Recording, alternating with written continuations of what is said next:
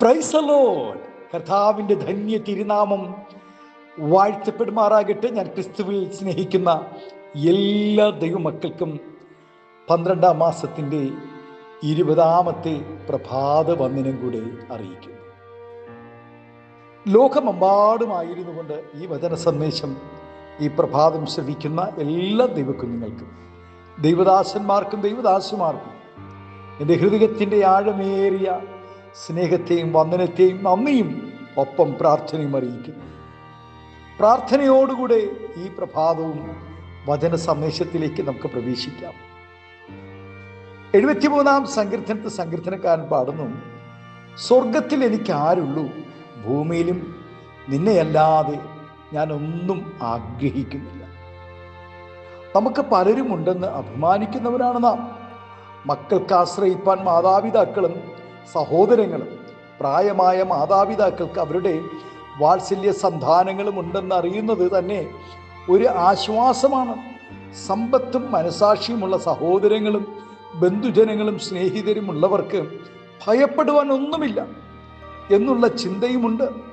എന്നാൽ എല്ലാവരുടെയും ജീവിതത്തിൽ ചില പ്രത്യേക സാഹചര്യങ്ങളിൽ എല്ലാവരും ഉണ്ടെങ്കിലും അവർ നിസ്സഹായരായി തീരുന്ന സാഹചര്യമുണ്ടാകും.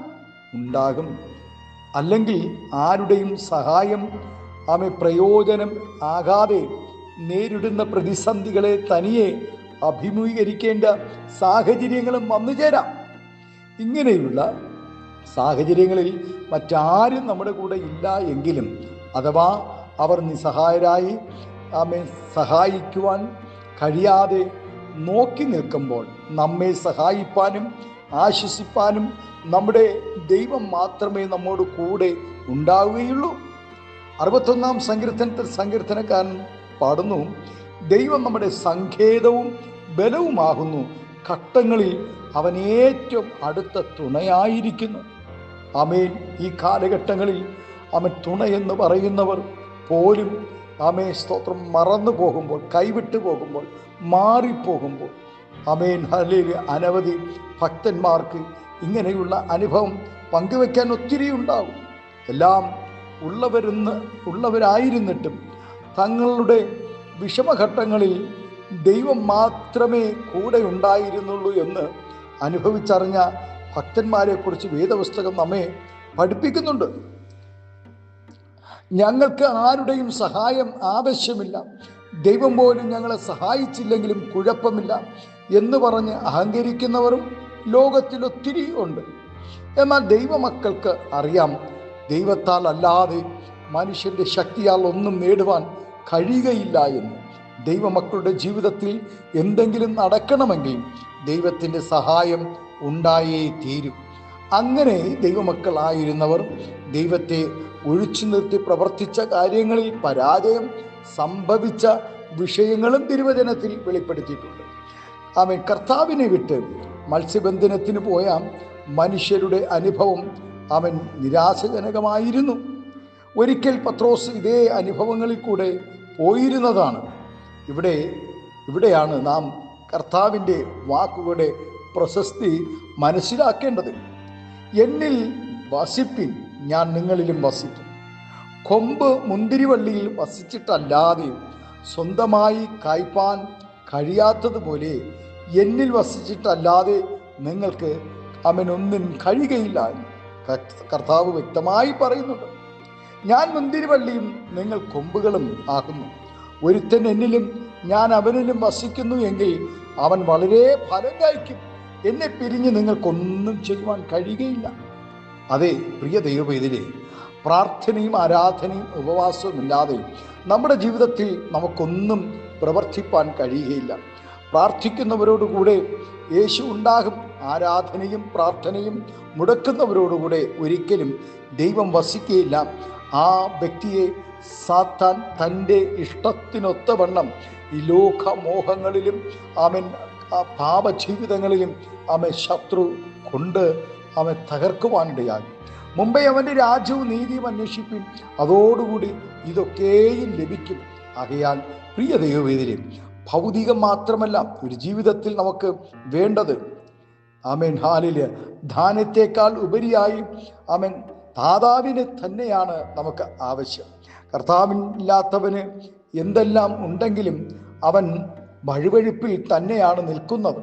അവൻ്റെ നാശം അവൻ നിത്യനാശത്തിലേക്കായിരിക്കും. ആകയാൽ ഭക്തൻ പ്രാർത്ഥിച്ചതുപോലെ നമ്മുടെ ജീവിതത്തിലും ഈ പ്രാർത്ഥന ഒരു ഭാഗമായി മാറുവാൻ നമുക്ക് ദൈവത്തോട് പ്രാർത്ഥിക്കാം. സ്വർഗത്തിൽ എനിക്കാരുള്ളൂ, ഭൂമിയിലും നീ അല്ലാതെ ഞാനൊന്നും ആഗ്രഹിക്കുന്നില്ല.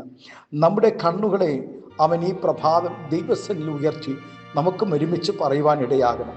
കർത്താവേ, നീ അല്ലാതെ എനിക്കാരുമില്ല. അവൻ സ്വർഗത്തിൽ എനിക്കാരുള്ളൂ, ഭൂമിയിലും നിന്നെയല്ലാതെ ഞാൻ ഒന്നും ആഗ്രഹിക്കുന്നില്ല. അതേ ദൈവവേദിയിലെ ഈ ഭൂമിയിൽ ആഗ്രഹിപ്പാൻ ഒത്തിരി വിഷയങ്ങളുണ്ട്, ഒത്തിരി ആമേൻ ഹല്ലേലൂയ, ഒത്തിരി കാര്യങ്ങൾ നമുക്കുണ്ടായിരിക്കാം. എന്നാൽ സ്വർഗത്തിൽ നോക്കി ആമേൻ ഹല്ലേലൂയ, നീ അല്ലാതെ കർത്താവേ, അങ്ങയല്ലാതെ ഞങ്ങൾക്ക് ആമേൻ ആശ്രയിപ്പാൻ മറ്റൊന്നുമില്ല എന്ന് ദൈവത്തിൽ ആശ്രയിക്കുന്ന ഒരു ദൈവവേദൻ്റെ ജീവിതത്തിൽ ഒരിക്കലും കുലുങ്ങി തകർന്നു പോകുവാൻ ദൈവം അനുവദിക്കുകയില്ല. ആമേൻ അവനിൽ ആശ്രയിക്കുന്നവൻ എന്നേക്കും നിലനിൽക്കുവാനിടയാകും. ആകയാൽ ഈ പ്രഭാതം നമ്മുടെ സ്വന്തം ജീവിതത്തെ ദൈവകരങ്ങളിൽ സമർപ്പിച്ചുകൊണ്ട് ദൈവത്തിൽ നമുക്ക് ആശ്രയിക്കാം, ദൈവത്തിൽ നമുക്ക് പ്രത്യാശ വയ്ക്കാം. പ്രാർത്ഥനയോടുകൂടെ ദൈവസന്നിധിയിൽ നമുക്കായിരിക്കാം. നമ്മുടെ കണ്ണുകളെ ദൈവസന്നിധിയിൽ അടയ്ക്കാമോ? സ്വർഗീയ പിതാവേ, സ്നേഹവാനായ ഞങ്ങളുടെ നല്ല ദൈവമേ, അനുഗ്രഹവും പ്രശാന്തമായ നല്ല പ്രഭാതത്തിനായി നന്ദി പറയുന്നു. നാഥാ, സ്വർഗത്തിൽ എനിക്കാരുള്ളൂ, ഭൂമിയിലും നിന്നെയല്ലാതെ ഞാനൊന്നും ആഗ്രഹിക്കുന്നില്ല. കർത്താവേ, ഞങ്ങൾക്ക് ആഗ്രഹിപ്പാൻ, ഞങ്ങൾക്ക് അവൻ ആശ്രയിപ്പാൻ അപ്പനല്ലാതെ ഞങ്ങൾക്ക് മറ്റൊന്നുമില്ല. ഈ പ്രഭാതത്തിൽ കർത്താവേ, ഈ 12-ാം മാസത്തിൻ്റെ 20-ാമത്തെ പ്രഭാതത്തിൽ ഞങ്ങൾ അപ്പനിൽ ആശ്രയിക്കുന്നു. ഈ മാസം കർത്താവേ അവസാനിക്കുവാൻ 10 ദിവസം ബാക്കി നിൽക്കുമ്പോൾ സ്വർഗം ഞങ്ങൾക്കായി അത്ഭുതങ്ങളെ ചെയ്യണം. ഈ പ്രഭാതം ഈ ശബ്ദം ശ്രവിക്കുന്ന എല്ലാ ദൈവക്കുഞ്ഞുങ്ങളെ, ദൈവദാസന്മാരെ, അവൻ ദൈവക്കുഞ്ഞുങ്ങളെ അവൻ എല്ലാവരും അനുഗ്രഹിച്ച് പ്രാർത്ഥിക്കും. നിങ്ങളുടെ യൗവനക്കാർ ആമേൻ ഹല്ലേലൂയ, എല്ലാ കുടുംബങ്ങളെ ദൈവം ആമേശത്വം ബലപ്പെടുത്തണമെന്ന് പ്രാർത്ഥിക്കും. ഒരു കുടുംബം പോലും ചിതറിപ്പോകുവാൻ ഇടവരരുത്. അവൻ ഉപജീവനമില്ലാതെ ഭാരപ്പെടുന്നവരുണ്ട്, സാമ്പത്തികമായി ഞരങ്ങുന്നവരുണ്ട്, മാനസികമായ നിരാശകളായിരിക്കുന്നവർ, രോഗികളായി അനവധി പേർ ഹോസ്പിറ്റലുകൾ അഭയം പ്രാപിച്ചിരിക്കുന്നു. എൻ്റെ സ്വർഗത്തിലെ നാഥനെ, അങ്ങയുടെ കുഞ്ഞുങ്ങളെയെല്ലാം പൂർണ്ണമായും വിടുവിക്കണം. പിതാവിൻ്റെയും പുത്രൻ്റെയും പരിശുദ്ധാത്മാവിൻ്റെ നാമത്തിൽ അങ്ങയുടെ മക്കളെ എല്ലാവരെയും അനുഗ്രഹിച്ച് പ്രാർത്ഥിക്കണം. ആത്മീയ ഭൗതിക നന്മ നൽകി മാനിക്കണം, ആദരിക്കണം, അനുഗ്രഹിക്കണം. മകത്വമെടുക്കണം യേശുവിൻ്റെ നാമത്തിൽ. കൃപയോടെ പ്രാർത്ഥന കേൾക്കണമേ സ്വർഗീയ നല്ല പിതാവേ. ആമേൻ, ആമേൻ. Thank you. God bless U.